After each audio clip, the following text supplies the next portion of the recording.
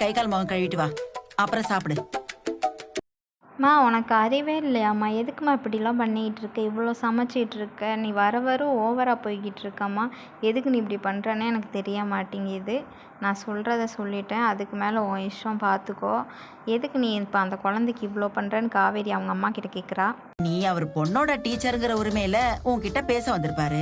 அம்மா நீ ஏதாவது தேவையில்லாமல் பேசாதம்மா. அவர் என்கிட்ட ஒரு மாதிரி நடந்துக்கிறாருன்னு விஜயமே வந்து காவேரி அவங்க அம்மா கிட்ட வந்து கம்ப்ளைண்ட் பண்ணுறான். பட் சாரதாவுக்கு உண்மை தெரியுன்றனால சாரதா அதை பெருசாக எடுத்துக்கல.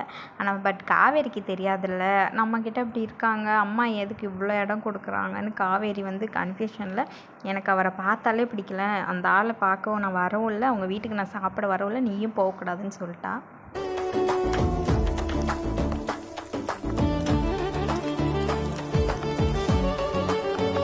விஜய் காவேரிக்கு அப்படியே தடை போடலாம் விருந்து சமைச்சிக்கிட்டு அப்படியே நான்வெஜ்ஜில் அசத்திக்கிட்டு இருக்காரு. எல்லாமே காவேரிக்கு பிடிச்ச ஐட்டமா.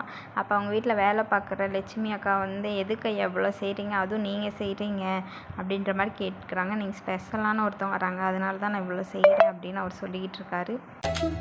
ஆனா எந்த ஜென்மத்து பந்தமோ தெரியல, என் மனசுக்கு அவங்க ரொம்ப நெருக்கமாயிட்டாங்க.